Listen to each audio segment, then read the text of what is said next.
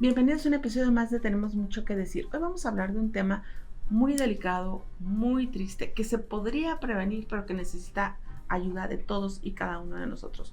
Vamos a hablar del embarazo adolescente. Comenzamos.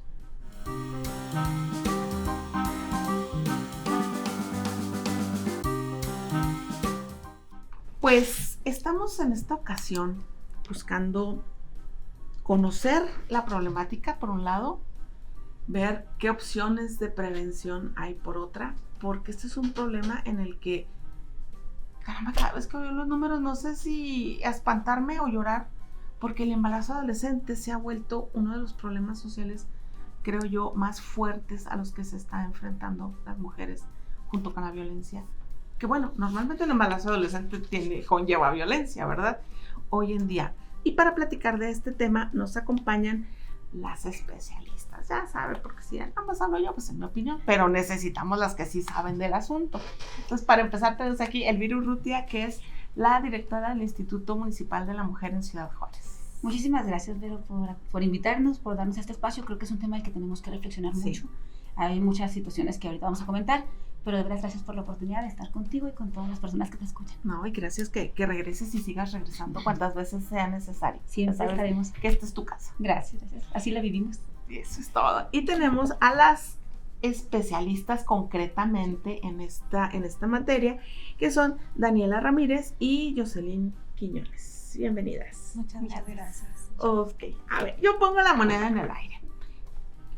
Desde hace muchos años ha sido de verdad espeluznante conocer las cifras de esta problemática, pues en Chihuahua, en todo el estado, en todo el país, porque esto no es inherente aquí, sobre todo en estados que tienen, creo yo, una alta población indígena, es un factor adicional. Pero Chihuahua se lleva la bandera, no sé si todavía, pero hasta hace algún tiempo Chihuahua era el estado donde más había casos de embarazo adolescente. Y no sé, Juárez, en qué número esté dentro del estado. Pero pues ustedes son las que le saben esto, muchachas. A ver, cuéntenos cuál es la realidad en este momento, que estamos en 2024, de las chicas con un estado de embarazo. Ahorita vamos a hablar de las causas y de todos los factores, pero primero números para que entendamos la importancia de esta situación. Bueno, pues recientemente, de hecho, hace 2 semanas, si no recuerdo mal, tuvimos una reunión con personal de jurisdicción sanitaria que justo nos daba el dato de que gracias a todas las acciones que se han venido realizando, Ciudad Juárez bajó del número 5 a nivel estatal, nacional, al número 10 u 11. Entonces, pues sí, no parece mucho y pasar del 5 al 11 a nivel nacional, pero es, digamos, prueba de que está funcionando las acciones que se están llevando a cabo. Al cierre del septiembre del 2023 tenemos como dato que, bueno, la OMS maneja 2 grupos etarios en la adolescencia, que es de 10 a 14 años y de 15 a 19 años, ¿no? Sin embargo, por otras cuestiones, salud, educación, consideran grupos etarios de adolescentes de 12 a 14 y de 15 a 19. Jurisdicción sanitaria nos da el dato de que a final de septiembre del 2023, de 12 a 14 años en Ciudad Juárez hubo 84 embarazos en adolescentes que llegaron a término con hijas o hijos nacidos vivos. Y entre 15 y 19 años hubo 2.420 embarazos con hijas o hijos llegados a término nacidos vivos.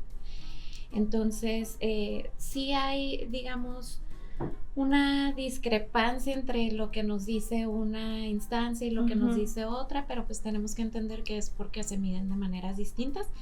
Por este lado, pues jurisdicción nada más mide los embarazos que se atienden en hospitales públicos.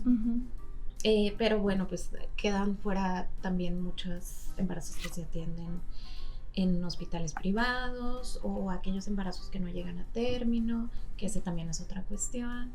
Y bueno, esta es una de las estadísticas. Otra de las estadísticas por parte del Consejo Nacional de Población nos muestra que en 2015 de 1,000 adolescentes, 82 en Chihuahua estaban embarazadas entre 15 y 19 años. Para el 2020 la cantidad baja a 73 adolescentes entre 15 y 19 años. Y en Chihuahua, en niñas de 12 a 14, de 1,003 en el 2015 y se mantiene para el 2020. O sea que estamos hablando que el número de niñas más chiquitas se ha mantenido. Eso es espantoso. Así es. Yo acabo de ver en TikTok, me aparece una entrevista a una niña de 12 años, justamente, que está embarazada. Entonces la niña lo ve con una... pues, como si dijera, sí, traigo picada una muela. Como si dijera, sí, pues traigo una uña que no me la corta. O sea, no está asustada, no está... Es como... sí. No sabía yo si estaba más asustada porque tenía 12 años y estaba embarazada o con la naturalidad con la que estaba tomando la noticia. Que bueno, eso también, perdón maestra, eso también pues tiene que ver con la normalización de que las mujeres nada más venimos a dar a reproducirnos, ¿no? A tener hijos y eso es pues culpa de los adultos, ¿no? De las y los adultos. Y la hipersexualización en la que cada vez estamos más y más y más inmiscuidos como sociedad.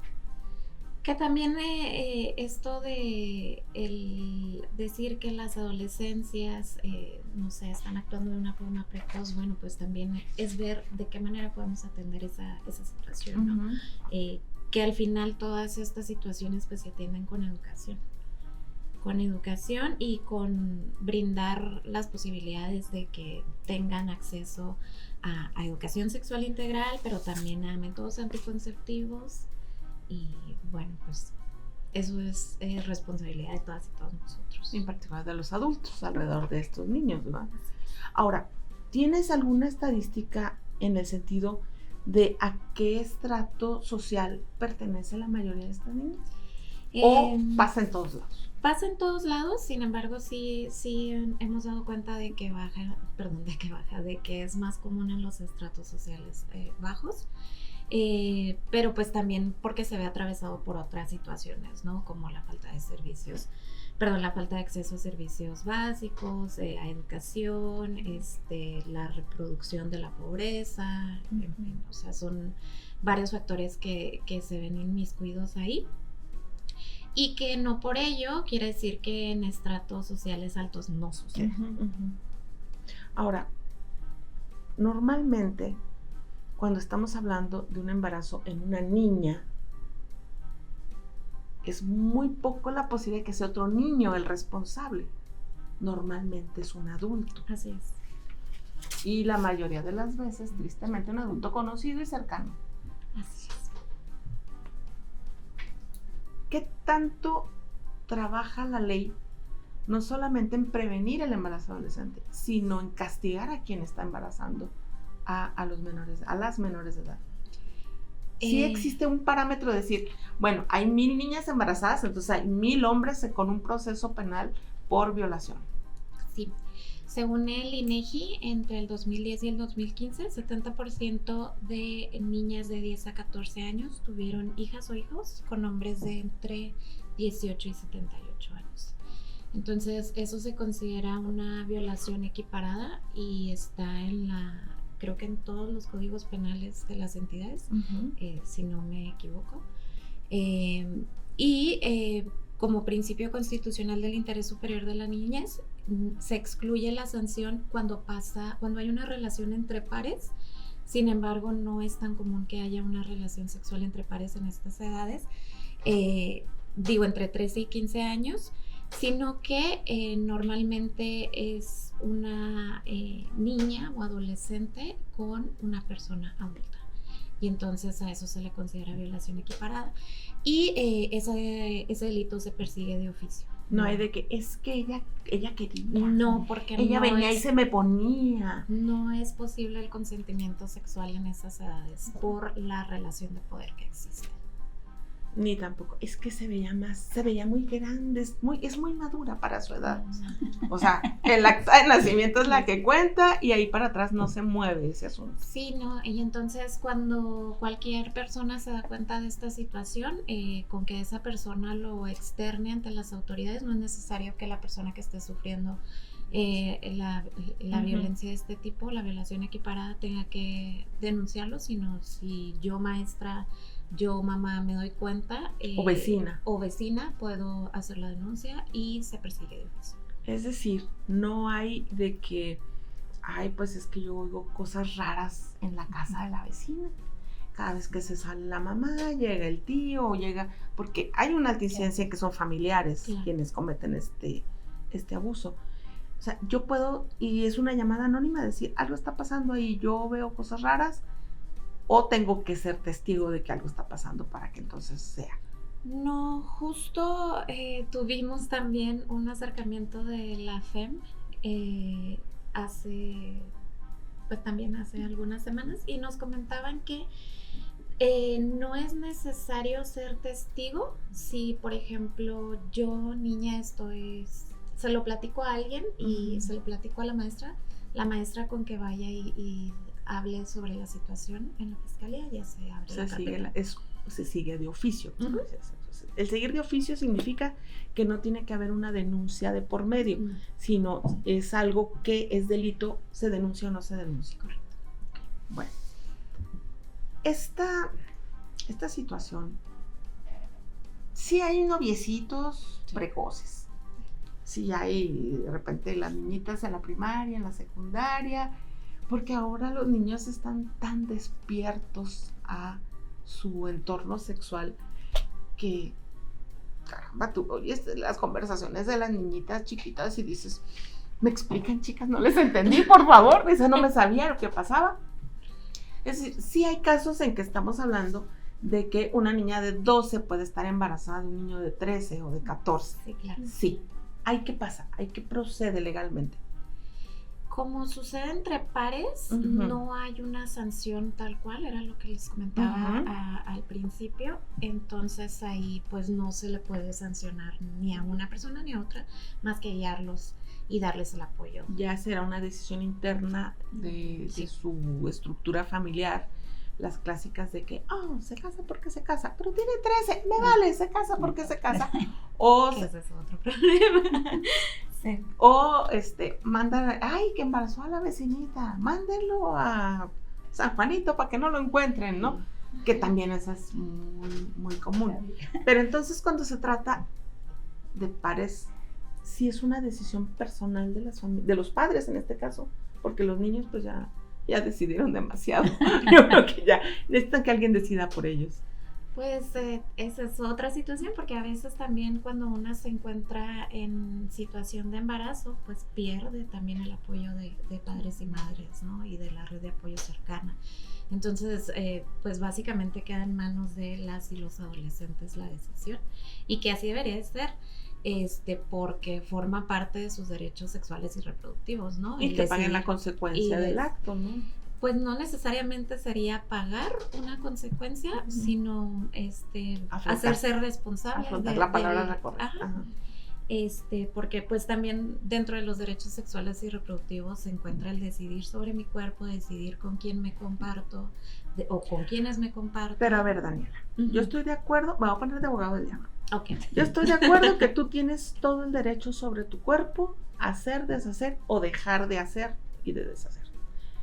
Pero ¿a partir de qué edad tienes uso y acceso mental, emocional, como para tomar la responsabilidad de ejercer tus actividades sexuales?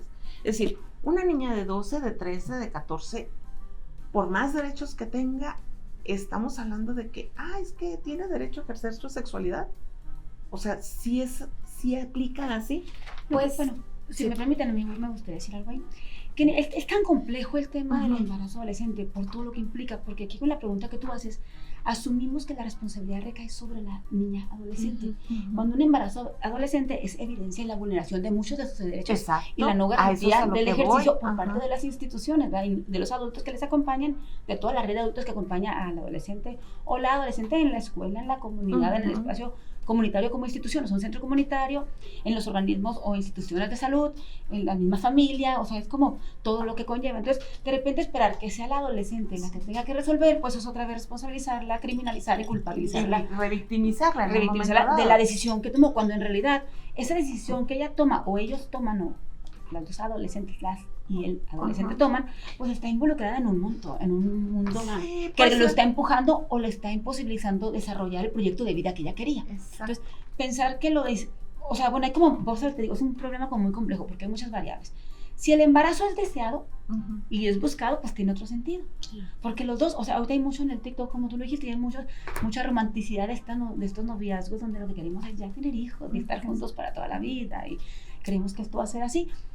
Pero es cuando fue deseado. Hay otros donde ni siquiera era deseado, ni pensado siquiera, era Ni solamente consensual, vivir, a veces. por eso otro tema, Ajá. o es solamente vivir nuestra sexualidad sin información necesaria, que también es responsabilidad del Estado. Ese es el punto. Hay otro donde no fue justamente. deseado y no Ajá. fue ni consensuado y no fue ni consentido. O sea, por eso, y luego, o sea, es como que creo que cuando hablamos de un problema hay que pensar exactamente dónde está el problema. Ajá. Por eso complejiza este ejercicio. Sí. Porque entonces no es responsabilidad solamente de la adolescente, en este caso que pone Daniel un Ujú. ejemplo. Si nos ponemos a ver, hay muchas ideas erróneas o no desmenuzadas sobre el embarazo. Ahí les pongo un ejemplo. Decíamos, bueno, es que el embarazo, cuando las parejas o las niñas se embarazan, dejan la escuela. Pero de repente vemos que hay clases sociales donde en realidad se embarazaron porque ya habían dejado la escuela hace mucho. Y hay otros grupos donde sí dejan la escuela a raíz del embarazo. Entonces, es un problema tan complejo que ni siquiera lo viven igual No, todas cada las caso mujeres es individual. en toda la edad, Ajá. ni todas las que pertenecen a comunidades indígenas lo viven de otra forma, quienes están en otro grupo social lo viven de otra forma, en otro Claro. contexto. Entonces es como muy complejo, porque entonces Sí. tener una política pública para todas y todos, pues resulta como demasiado difícil. Sí, ese es mi punto, justamente, porque dice Daniel, es que están ejerciendo su derecho, Sí. pero una niña no puede tomar decisiones de ese tipo de una manera tan clara y tan consciente como para decir, ay mamá, tengo 12 y quiero tener sexo con mi vecino porque estoy ejerciendo mi derecho. O sea, es como el derecho a votar, tienes que tener cierta edad, el derecho a esto. O sea, es muy complejo hablar del derecho al uso de tu cuerpo cuando hablas de un niño, ¿no? Sí, pero ahí es donde entra la educación sexual integral, que ahí es... Adelante, maestra. No, es que justo esa es justo la complejidad. Porque ella tiene, las y los adolescentes tienen derecho a vivir su sexualidad. Si tuviesen toda la información y tuviesen las personas adultas de confianza y tuvieran la información accesible, los insumos para prevenir el embarazo accesibles, si tuvieran a dónde acercarse Claro. cuando tienen una duda, no sería problema. Al igual que hablar que la sexualidad no solamente es el acto sexual. Todos los seres humanos desde que nacemos con la sexualidad. De acuerdo a nuestras etapas vamos viviendo la sexualidad. La sexualidad va desde un beso, una caricia, desde cómo reconozco mi cuerpo, cómo enfrento Me los identifico. cambios. Incluso hasta una Entonces, fantasía. Exacto, Ajá. entonces como lo comenta la maestra Daniela, o sea, cuando la información es exacta, adecuada, sin adultocentrismo, sin estigmas, pues está más adecuada para que un adolescente o una adolescente viva su sexualidad de manera responsable. Entonces, el derecho a ejercer tu sexualidad lo tienes por el hecho de haber existir. nacido, claro. Exacto. Pero estamos hablando que entonces nos sigue faltando una red de educación, Claro. de soporte, de confianza, De incluso, confianza. de que yo de repente convivo, pues gracias a mi oficio, con personas de diferentes maneras de pensar, religiones, estratos sociales, y hay desde las mamás e hijas que tienen relaciones que se cuentan, cosas que digo yo, ay, ¿cómo que necesidad tienen de entrar en tanto detalle? Porque hay cosas que deben de pertenecer al círculo íntimo de lo que yo hago, lo que yo siento. Como hay parejas de madres e no hijas, hablan. por hacer la similitud por sexo, porque puede ser madres y padres e hijas, ¿no? Que ni siquiera la mamá tiene una noticia o una idea de qué hace su hija, que su hija se siente en la total orfandad porque no sabe a quién preguntarle o a dónde dirigirse para decir, oye, estoy sintiendo esto, ¿de qué se trata? O me arrimo a este niño, pues estábamos hablando de niñas, ¿no? Me arrimo a este niño y siento cositas en el estómago. ¿Y si no tienen con quién? Es que exactamente, ahí es donde está el grave inicio de este conflicto, ¿no? Claro, sí. ¿Cómo solucionas esto? Pues apostándole a crear a crear comunidades seguras, apostándole a la prevención, a la educación también de las redes de apoyo, a madres, padres, tutores, tutoras, docentes, pues básicamente a la sociedad en general. Porque tan mal está la mamá que no se entera como la mamá que dice, que haga lo que quiera, ella es responsable, ella es su cuerpo, que haga lo que quiera. O sea, también esa mamá no está bien.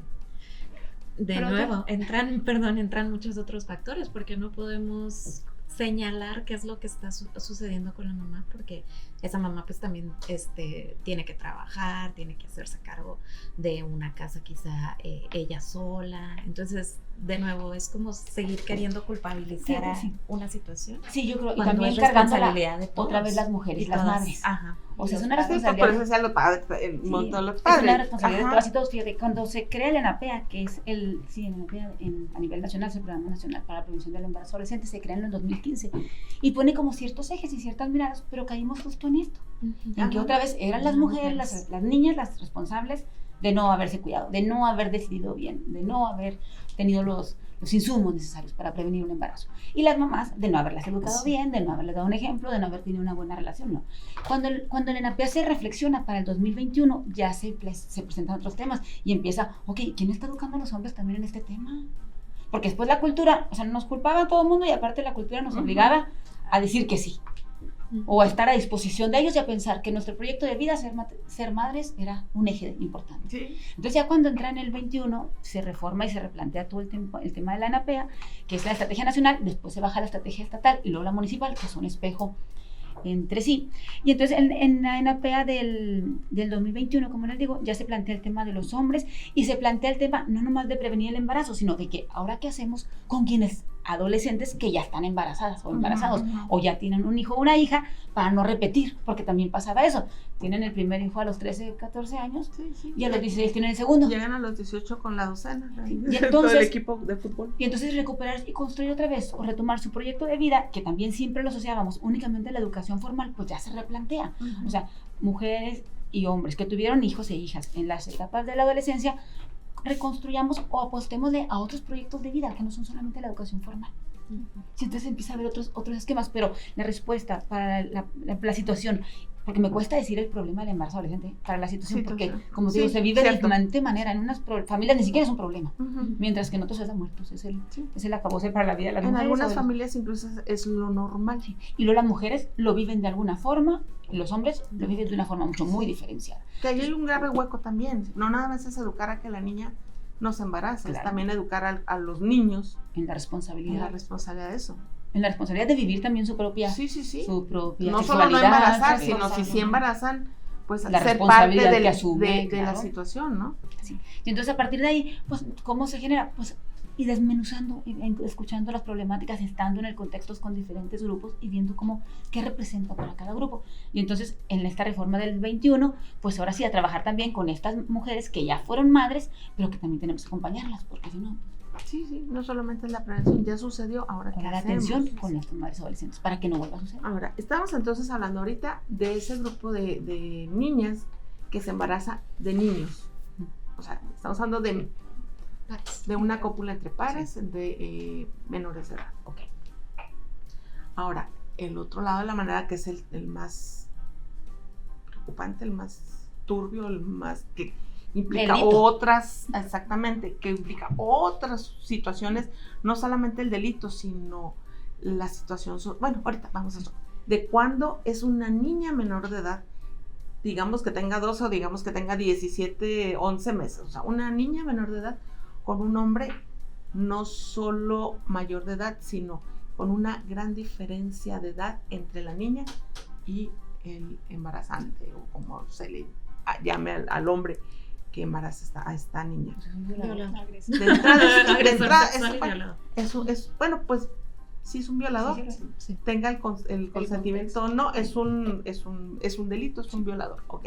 Entonces, cuando se trata de un embarazo adolescente en el que se involucra la figura de un violador, aquí ya estamos hablando completamente de otro escenario, legalmente hablando, porque pues la niña va a vivir relativamente parecida a el afrontar el embarazo, porque también es poco probable que diga el violador, no sé, que sí sucede, ¿verdad? Oiga, usted violó a mi niña, no se preocupe, déjemela aquí, yo me la quedo, ya se volvió mi mujer aquí, ya yo la voy a poner. Y tienes a la niñita ejerciendo como esposa ante un hombre que le lleva 15, 20, 30 o muchos más años. Ok, aquí obviamente al ser un delito es igual, es comunicarse con cualquier autoridad, sea el DIF, sea la policía, sean ustedes, a quien sea, es decir, aquí está pasando esto, este hombre incluso mete a una niña a su casa, ya desde ahí hay que, ahora sí como dice todo el mundo, las red flags, ¿verdad? Todas esas banderitas, hay que prender foquitos rojos y hacerles caso, en el bien mayor del menor, de la menor en este caso. Ok. ¿Cómo se vive dentro de los programas que se están manejando en diferencia cuando la menor es embarazada por un violador? Yo creo que si me permiten aquí diría también algo antes. Trabajar este tema justo de un adulto que viola, que se acerca a una niña, la responsabilidad tiene que quedar bien clara, es de él, siempre. La campaña tiene que ir dirigida a la inhibición. Él es responsable de este delito. No es la mamá que no la cuidó. Exactamente, no, eso es revictimizar y eso es culpabilizar a quien no tiene la responsabilidad. La madre, la hija, la familia, la niña jamás tiene la responsabilidad. La violencia es responsabilidad siempre del que la ejerce. Entonces las campañas tienen que ir dirigidas a que ellos se hagan conscientes y responsables de que esto es un delito. Ni siquiera es sensibilizarlos, no, es un delito, es no acercarse. Que entonces tenemos así como lo que ahorita tuvo en los medios, todo eso, no, hay una romanticidad de repente para que las niñas anden con hombres grandes, porque es lindo, porque, o sea, estamos luchando contra estos agentes socializadores. Estos actores que socializan en esta versión, pero la verdad es que es muy clara, o sea, la responsabilidad es del adulto y la responsabilidad es de quien violenta. Trabajamos para que esto no suceda, para que las mujeres vayamos siendo más conscientes y reflexionemos más sobre los tipos de violencia que vivimos, por qué los hemos normalizado, que tenemos que nombrarlos, que esto implica una violencia psicológica, una manipulación. O sea, trabajamos con ellas. Y que un hombre te haga regalos y halagos no te compromete a nada. No, y que aquel no tiene por qué hacerlo. Exacto, para empezar. Sí, por eso te digo, es como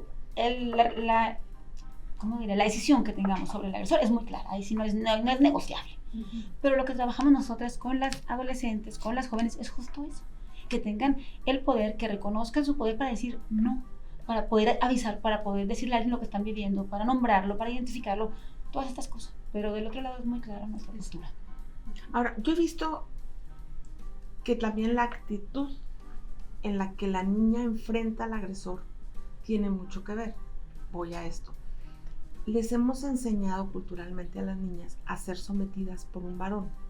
Entonces, que si el tipo le dice, cállate, así es, no le vayas a decir a nadie, no tiene nada de malo, es que nos amamos. Y no también estamos, que eso es otra cosa, empoderando a las niñas a que entiendan que decir no, que dar un golpe incluso, o aventar, o gritar, o ser muy públicas en la denuncia, se vale. O sea, es un elemento que tienen ellas el poder de ejercerlo y no se está normalizando y seguimos siendo sumisas, seguimos siendo... Tenemos una campaña muy bonita sobre consentimiento. No sé si quieres platicar. Nosotras, pues como prevención, estamos en todos los espacios educativos, comunitarios, con adolescentes, ¿no? Cuando les hablamos de consentimiento, pues bien padre, ¿no? El consentimiento tiene ciertos componentes, tiene que ser activo, informado, puedes cambiarlo en cualquier momento. O sea, yo te digo que sí, pero si me siento incómoda, en el momento es no y no es no. También cuando les comentamos, el consentimiento aplica entre pares, no entre una persona adulta y un menor. Se quedan así como que... Dentro de la violencia sexual está la coerción sexual, porque siempre que hablamos de violación, nos imaginamos eso, lo que nos ponen en los medios, ¿no? Un callejón oscuro, llega un agresor, pero también... feo, muy grosso, maldoso. Pero la coerción sexual es un tipo de violencia psicológica que entra a la manipulación. O sea, no te dice, cállate. Te dice, te chantajea, te manipula. Ay, es que yo te quiero tanto. O sea, te están coercionando sin utilizar la fuerza. Más bien la violencia psicológica. Entonces, cuando menos se da cuenta un adolescente con una persona que le lleva 15, 10 años, que tiene una relación de poder, claro que va a ceder y a lo mejor no lo va a identificar como violencia sexual, como que la están violentando. ¿Por qué? Porque estás dentro de un ciclo psicológico donde te están diciendo que es tu deber, si no lo haces me va a pasar a mí, me estás haciendo sufrir, ándale, esto no pasa, yo te protejo, yo te cuido. Entonces es también tener en cuenta que la coerción sexual es algo que pasa en la mayoría de una relación de poder. O sea, es algo que nosotras hacemos mucho énfasis en el consentimiento. O sea, el consentimiento es esto, no porque te dé un regalo tienes que sentirte obligada a hacer algo. No porque tu maestro te ofrezca que, te voy a poner una calificación, que te esté chantajeando, manipulando, no significa que tengas que hacerlo. O el clásico entre pares, ¿me vas a dejar así? Sí. Me voy a enfermar. Hasta hay una canción, ¿verdad? No digas que no, sí, y no, y sí. O sea, hasta ahí llega ya en la música la manipulación de que no calientes el boiler si no te vas a bañar. No, hay una investigación bien interesante que pensé ahorita que me la debería haber traído. Que le hacen a los hombres y les preguntan que cómo ellos viven un momento en que la mujer o ya están en un hotel o ya están en algún lugar y ha habido siempre como una disposición. Ninguno asume que ella puede decir que no. Ya llegamos hasta aquí hora. Ya toca. Ya pagué. Sí, ya pagué, ya invité, ya compré, ya regalé, ya llevé, ya traje. Entonces ya es como una obligación. Ninguno de los hombres asumía que la mujer puede decir en cualquier momento que no, que podía ya no consentir. Entonces es bien interesante porque es culturalmente lo hemos vivido siempre. Sí. Entonces tenemos que replantearnos esta forma de construir. O hablando de eso, incluso, no es parte del tema, pero es con esto, dentro de un matrimonio, incluso se da por hecho de que porque eres mi esposa tienes que complacerme cuando yo quiera y como yo quiera. Es tu obligación. Porque para eso estás aquí. Complejo. Exacto. Entonces, esa mamá que vive esa situación y una niña que ve esa situación también aprende que, pues es que es viernes y toca. Eso complica, o sea, por eso el tema del embarazo adolescente. Hoy es viernes, qué horror, pues es que no quiero, simplemente no quiero. No, y las niñas no aprenden a decir no quiero. Y cuando lo ven en casa. Y cuando lo aprenden se les castiga, cuando dices que no. O también cuando una adolescente quiere denunciar o quiere hablar de lo que está viviendo, luego va a haber cuestionamientos a ella misma. Pero tú lo permitiste, pero se te hacía fácil, pero estabas muy contenta. Pero le aceptaste el regalo. Pero te vestías así, pero salías así, pero ibas acá.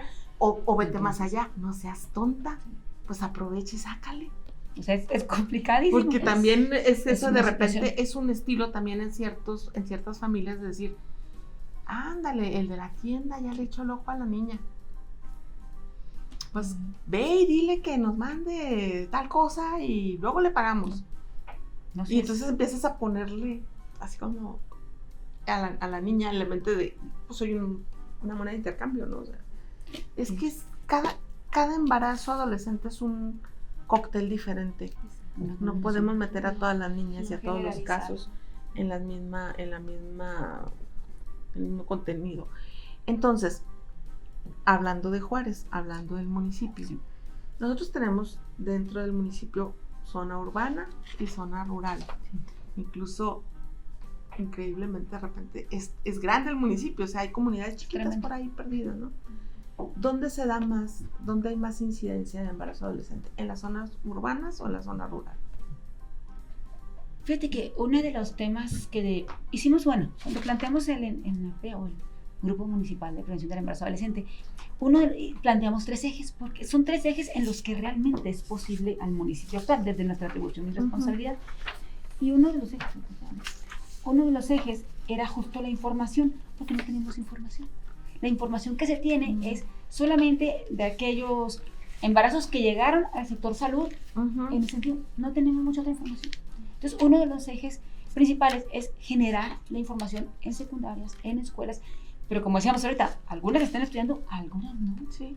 Entonces, ese es el primer reto que tenemos como grupo municipal, que no tenemos la información, ni hay un ente que tenga el compromiso de buscar en todas las dependencias Información dura, actualizada y que sea como que nos ayude a hacer estas comparaciones. Más complejo si pertenecen para ayudar, a un grupo comunitario, a un grupo étnico, si pertenecen a cierta zona, qué sector, no lo tenemos. Esa información no es accesible. Entonces generamos a partir de ahí, pero sí tenemos como claro los principios con los que tenemos que trabajar como administración y las áreas o las atribuciones que tenemos y que nos toca.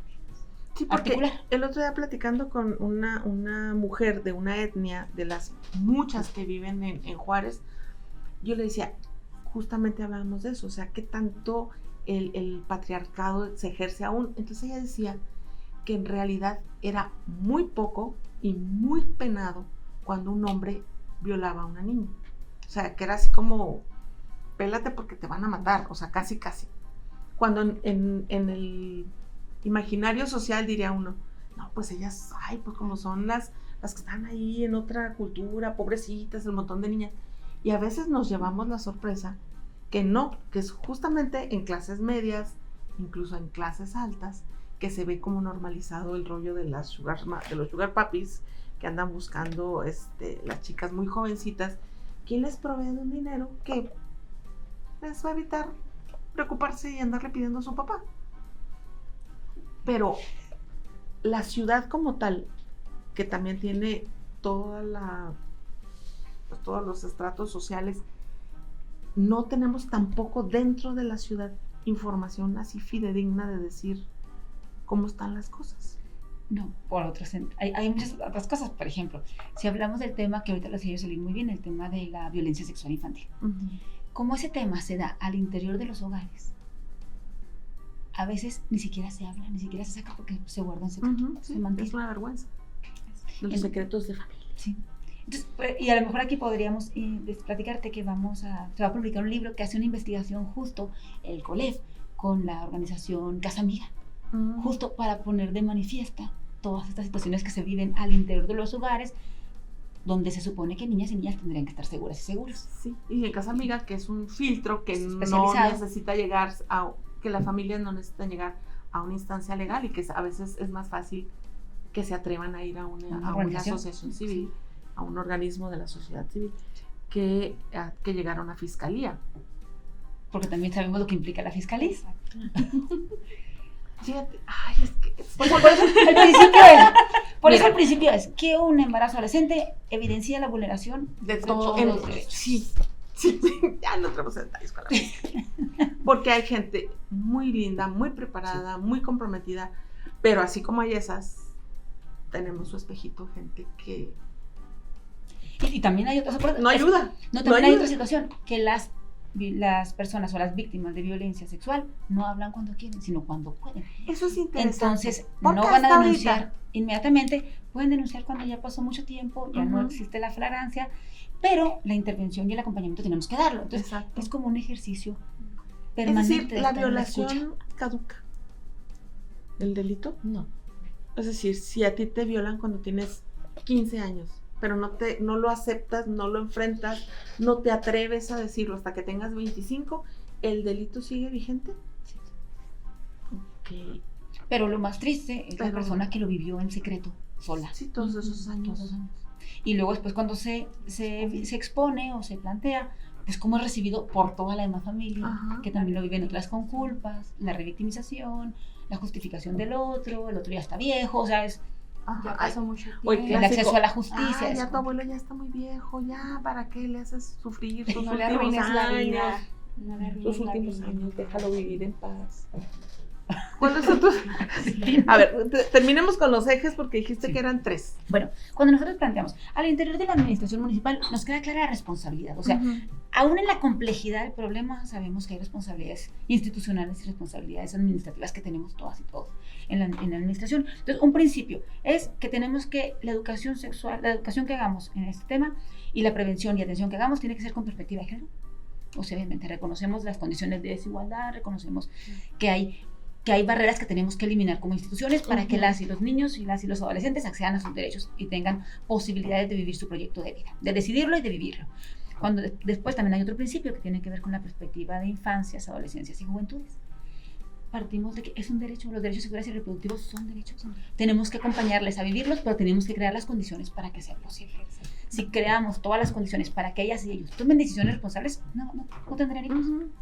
O tendrían hijos cuando lo desearan, pero tendrán un mundo de oportunidades entre que decidir. Exacto. Entonces, ese es como el segundo eje. Otro es proyectos de vida. Tenemos que acompañar y formar a nuestras ciudadanas y ciudadanos de primeras etapas de la vida, las instituciones como nosotros, pero también las escuelas, también las familias, también los centros comunitarios, educación, para que generen su proyecto de vida, para que soñemos con un proyecto de vida y que este sea posible. Sí, que el parir no te rompa la existencia. Quiero estudiar hasta la universidad y tenga posibilidad de hacerlo. Quiero trabajar a cierta edad y tenga posibilidad de hacerlo.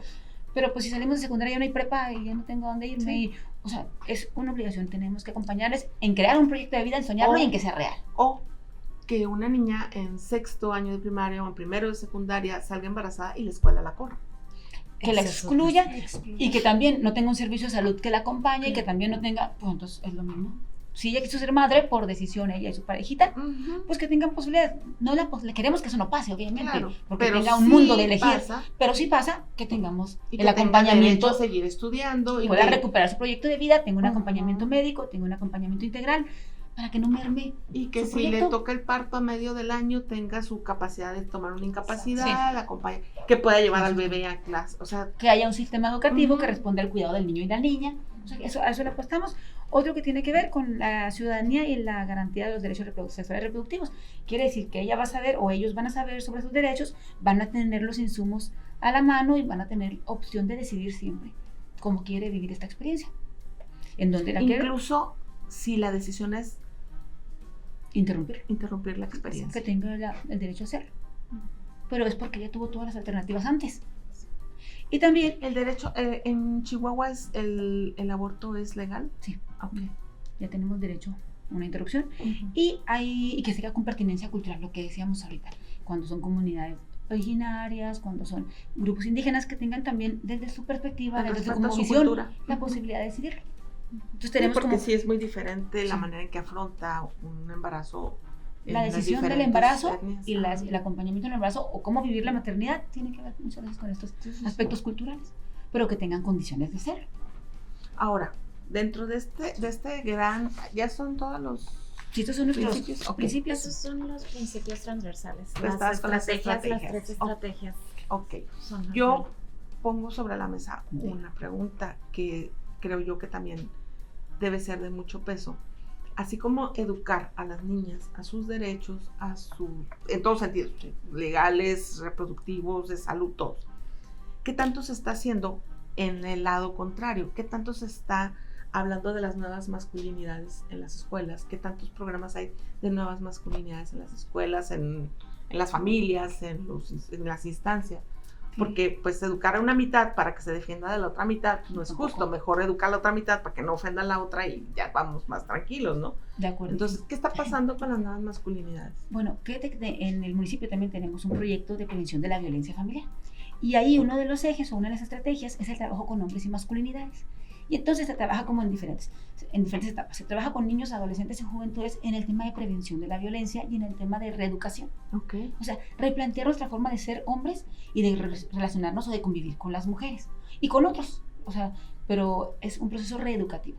Pero igualmente, este centro de trabajo con hombres, que ya tenemos el primero municipal y ya vamos por el segundo en el ámbito de lo municipal, está coordinado por Seguridad Pública.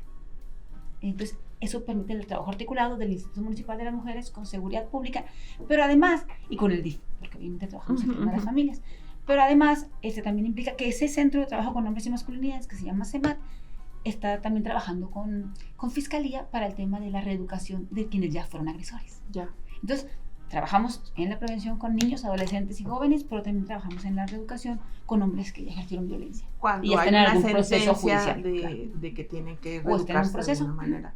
Pero, ¿y en las escuelas se está haciendo, así como se dan talleres de higiene bucal? O sea, porque a ese nivel debemos de llegar, Sí. que sea tan básico como ese, que en tercero o cuarto de primaria llegan los de cierta pasta de dientes y les enseñan a los niños y les regalan su pastita y su primer cepillo de dientes, y luego llegan otros y les enseñan y les ponen vacunas. O sea, en esa mecánica de normalizar este tipo de cosas, ¿hay algún proyecto de que los niños en las escuelas, con talleres, con juegos, con campamentos, no sé cómo, se revalorice? A lo mejor no por separado, porque también estaríamos excluyendo, pero que juntos se revalorice cuál es el papel, cuál es el rol moderno de cada uno, entre que cada vez pues es más de equidad, porque no tanto de igualdad, pero es por lo menos de equidad. Sí, dos cosas. Sí se está haciendo, el centro de trabajo lo hacen de manera En las articulada, escuelas. con prevención, Ok. pero no es suficiente. O sea, también eso tengo que ser muy honesta. Hay que Estamos implementarle empezando, más ahí. necesitamos mucho más gente reflexionando y llevando estos temas a todos los espacios, a los educativos, a las empresas, porque también el CEMAT, junto con el equipo del instituto, van a las empresas, van a todos los espacios donde estén las mujeres. El principio es llegar en las primeras manifestaciones de la Sí. violencia y en las primeras etapas. Porque los Ese es el maestros, reto. los maestros y las maestras se dan cuenta, dices tú, ay, tengo un alumno bien maldosillo. Y ya tú sabes por dónde va lo maldosillo. Sí, claro. porque les anda levantando la falda a las Van niñas, identificando. o porque si le pica los ojos al otro niño, o porque si se roba algo de las mochilas. O sea, las maestras, bueno, el magisterio tiene, yo creo, que el primer filtro, bueno, algunos maestros ni se dan cuenta, ¿verdad? Pero técnicamente... Qué peligroso que cuando no se dan cuenta, porque quiere decir que lo tienen bien normalizado. Sí. Eso es otro, Sí, sí, ese sí. es otro identificador, otra señal para nosotras. Pero la escuela, a través de los maestros, puede ser el que te hable y te diga, oye, a ver, aquí tenemos en la escuela 6 niños en los diferentes niveles que son potencialmente agresores. Sí, lo identificamos. ¿En qué área? Eso sería Y ellos se pueden acercar con el seguridad facilitador pública. más importante. Sí, ¿no? Claro. Y porque están en contacto directo todos los días. Ellos Ujú. pueden acercarse a seguridad pública o aquí al instituto y nosotras inmediatamente nos acercamos también a generar estrategias. Pero algo que iba a decir que también comentaste que es muy, muy interesante. Cuando trabajamos el tema de masculinidades y reflexionar sobre nuestra forma de ser hombres y vivirlo, implica a fuerza lo que dijiste, la relación. Ujú. O sea, no se trata de reflexionarlos a nosotras mismas, en nosotras mismas. o Empoderar a las ustedes niñas mismos sin que los niños se den en ellos cuenta. mismos. No, tiene que ser el ejercicio relacional, porque Ujú. si no, ¿qué sentido tendría? Si no es en confrontarnos y en construir con la otra y el otro. Sí, y que En reconocer además, mis violencias y también construir nuevas formas de convivencia, porque fíjate es que solamente en lo hace relacional. muchos años, estoy hablando cuando empezó el boom del VIH. A mí me tocó participar en una campaña en que íbamos a los municipios, a los pueblos, a enseñarle a los hombres a usar preservativos. Entonces era, pues te estoy hablando de los 80s, o sea, 90, no, los 80, no, los 90s, sí, ya me fui muy para atrás. El siglo pasado poquito. sí fue el siglo pasado, eso sí, ¿no? Definitivamente. Pero el punto era que todavía estaba muy tabú ciertas cosas conjuntas. Entonces llegábamos a ciertas comunidades y nos tenían a los niños, a los jóvenes y a los señores, porque atendíamos en De 3 verdad. segmentos, aparte, y luego a las niñas, a las muchachas y a las señoras, aparte. Entonces, pues bueno, no puedes ir en contra de usos y costumbres, pero era muy complicado juntarlos, porque las señoras o niñas no se iban a atrever a hablar y preguntar, y los señores no se iban a atrever a preguntar. Se hizo por separado. Pero después hacíamos un experimento en el que a los que veíamos más participativos los agarrábamos y los juntábamos con las que veíamos más participativas, los sentábamos. Estábamos en un cementerio, porque así. Nadie. Oiga, entonces en base a lo que se comentó, ¿qué opina de que hablábamos de cómo debería de proveerse de preservativos a los jóvenes de manera que no se sintieran cohibidos de pedírselo o asustados o temerosos, y que pudieran, pues si querían uno y si querían 20 agarraran 20? Pero entonces surgía que, ¿y por qué no las niñas también podían pedirlo? Entonces era, no, ¿cómo? No se va a ver. Te estamos hablando hace 20 años o más de 20 años. Si nos venimos al día de hoy, hiciéramos ese ejercicio, a ustedes que están muy involucrados, ¿todavía se necesita hacer esa separación o ya podemos empezar a que las niñas se atrevan a decir, a mí no me gusta porque sutanito nos ve muy feo, o un niño incluso, porque también de repente las niñas son tremendas, con los niños en ciertas edades, ¿no? Entonces, es que la sutanita, no lo estoy inventando. A mí me pasó un día un jovencito como de 12, 13 años, dijo, es que tal niña de la escuela me arrinconó en el recreo y me metió la lengua en la boca. Pero el niño estaba asqueado, asustado, preocupado, sino casi me decía, no estoy embarazado, nomás me faltó que preguntara eso. O sea, también hay que ser conscientes que hay niñas que son muy, muy precoces, pero ya se pueden juntar. O sea, realmente hoy estamos en un nivel en el que puedas juntar niños, niñas, muchachas, señores, señoras, y que se pueda hablar abiertamente de ciertos temas como esto. Me gustaría decir que sí, o sea, la verdad es que me gustaría y que tendríamos experiencias donde es posible. Sí. Creo que sí hemos encontrado experiencias donde es posible, escuelas secundarias, grupos donde es posible hablar de los temas, pero hay otros evidentemente donde sigue siendo tabú. Hay muchos lugares donde sigue siendo tabú, donde todavía ni unos ni otras hablamos como claramente de lo que vivimos y pues eso se ve en muchos temas. Pero sí, o sea, creo que todavía no. Sin embargo, estamos esperanzadas en que las nuevas generaciones tienen mucho más acceso a información, tendrán unas instituciones más fuertes, tendrán estrategias y mecanismos mejores. Naturalizados algunas cosas. Hay otras aplicaciones que ya son científicas donde ellos pueden tener algunas respuestas. O sea, creemos que toda esta información que tienen pues nos ayudará a ser más abiertas. Las estrategias. Que no nos vayamos sin esto. Sí, bueno, como instituciones municipales sabemos que el trabajo tiene que ser articulado. O sea, no hay una dependencia única que tenga que resolver y tenga las condiciones para hacerlo o la atribución y responsabilidad. Y entonces, una estrategia obligada es las redes de confianza y educación sexual. Cuando un adolescente, o niño, niña o adolescente tenga una duda, tenga a quien preguntarle.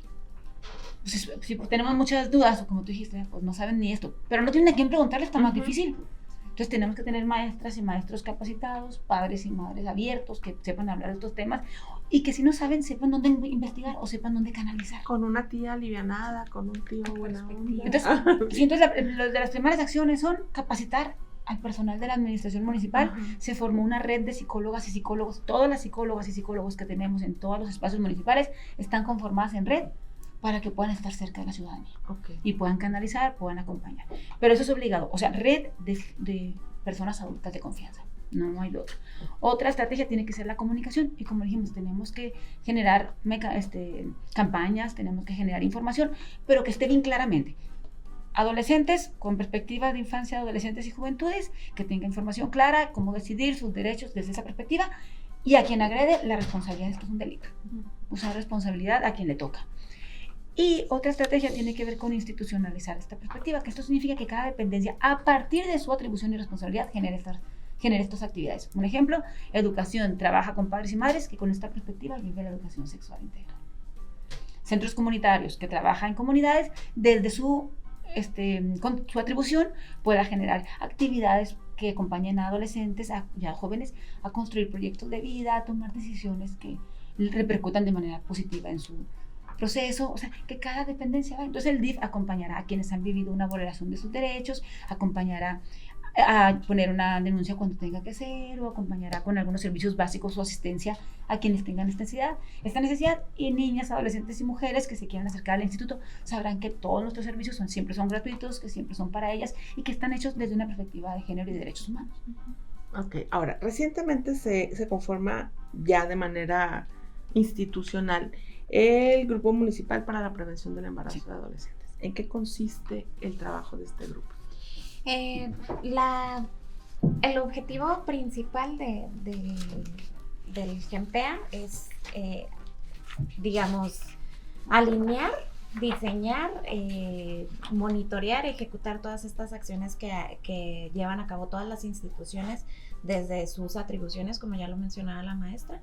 Entonces, lo que hacemos es, así en palabras sencillas, juntarnos, enterarnos cada uno de cuáles son nuestras atribuciones, ver cómo empatamos esas acciones y a partir de esas acciones empezar a trabajar en la prevención del embarazo. Optimizar sus recursos, Así al es. unificarlos. Y cubrir mucha más población. Sí. Y aquí están las integrantes del GEMPEA, por ejemplo, son el DIF, el Instituto de las Mujeres, obviamente, el Sistema Municipal de Protección, o sea, el CIPINA, la Secretaría de Seguridad Pública, la Dirección de Educación, la Dirección de Salud, Dirección de Desarrollo Social, Centros Comunitarios, el Instituto de la Juventud, el Instituto del Deporte y Cultura Física y el Instituto de Cultura.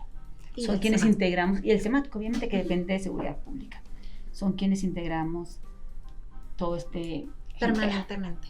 Pero también se tienen invitados dependiendo de los temas que se traten, ¿no? Hemos tenido, nos han acompañado las comisiones que se encuentran en Cabildo, que son Mujer, invitadas permanentes, que es la Comisión de Juventud, la de Familia, la de Educación, Derechos Humanos, Mujer y Equidad de Género y Salud Pública, que también nos han apoyado bastante en este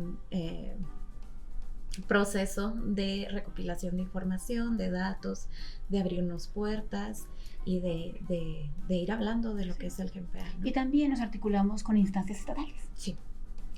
como es el sector salud. Sí, es que no se puede trabajar de manera autónoma. No, ni la estrategia es de articulación, no hay de Ujú. otra, o sea, solamente juntas y juntos construimos y recuperamos. Ahora, en el ámbito federal también hay ahí soporte. Sí, Ok. de hecho, ayer platicábamos de eso, hay una aplicación, Sí. si quieres decirles que es muy interesante. Justo nos la compartió Jurisdicción Sanitaria y que también la han trabajado, o bueno, baja de gobierno federal, que la aplicación se llama ¿Cómo le hago?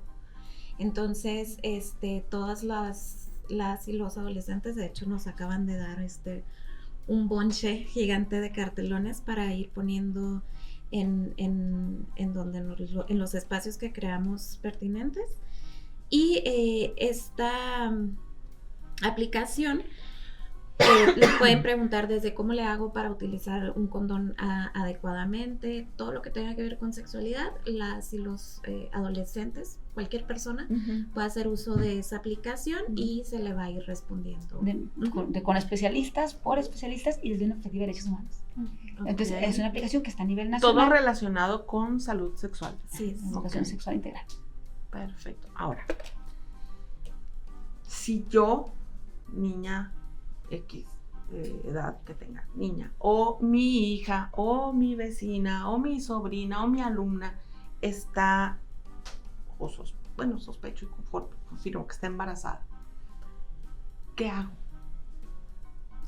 ¿A dónde corro? Usted, o sea, ¿qué puedo hacer para apoyarla? Independientemente del asunto legal, independientemente de que la familia tomará su decisión, ¿cómo puedo ayudarla? ¿Qué puedo hacer para que este proceso que va a vivir, porque no le llamemos problema, porque al fin de cuentas no lo sabemos si le es, pero este proceso que va a vivir y la realidad nueva en la que se va a enfrentar después de, le sea menos violenta, menos árida? ¿Qué hago? Como sociedad, ¿yo qué hago? Como sociedad, Sí. acercarse a las instancias que tengamos más cerca. Como lo dijimos, pues tenemos varias instancias que pertenecen al grupo municipal, pero no por eso quiere decir que si yo de pronto me acerco a otra instancia que no pertenezca al grupo municipal, no vas a saber a dónde dirigirlos.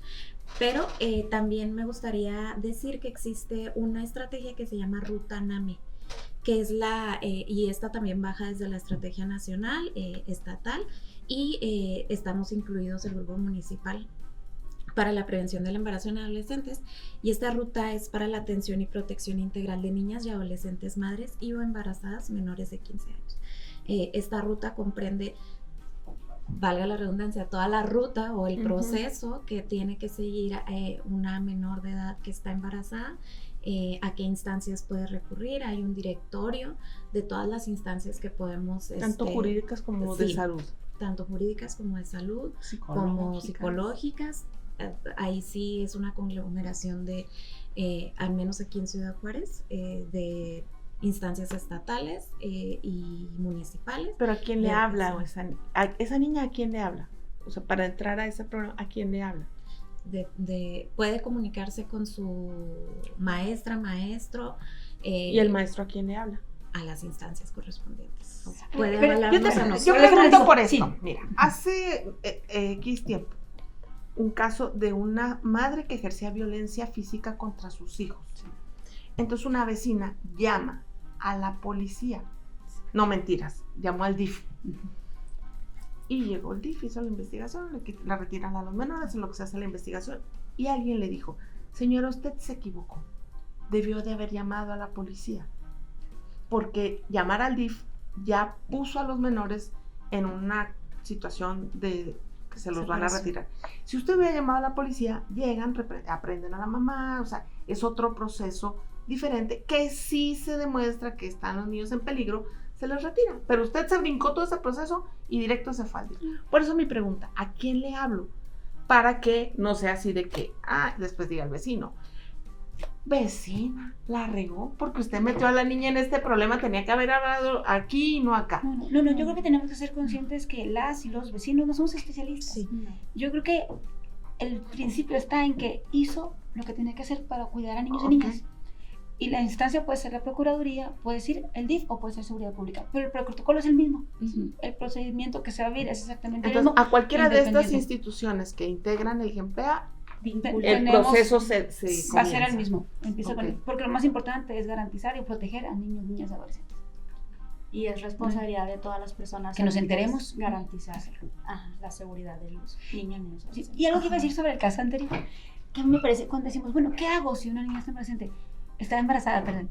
Es que no lo planteemos como un problema, planteémoslo como una situación, o sea, lo que mismo que hacemos todas las mujeres cuando nos embarazamos o todas las parejas cuando nos embarazamos, sentarnos y saber qué tenemos, qué está pasando primero, el tema de salud, el tema de educación, el tema del proyecto de vida, qué posibilidades tenemos reales, a dónde me acerco, pero plantearlo como es una situación, porque habría que replantear entonces la maternidad adolescente o la maternidad joven en la juventud. Hablamos de que no hay que ni rechazar, ni ver como pobrecita, ni... Hay que replantearnos nuestras propias miradas sobre esto y ver, en esta condición, esta mujer y esta pareja, es lamentable que a veces se quede la muchacha sola, pero pensando que esté sola, ¿cuáles son las condiciones que tiene? ¿Cuáles son los recursos que tiene en la mano y cómo le vamos a acompañar todas y todos? Porque es una vida y son 2 vidas ahora o 3, no sabemos cuántas.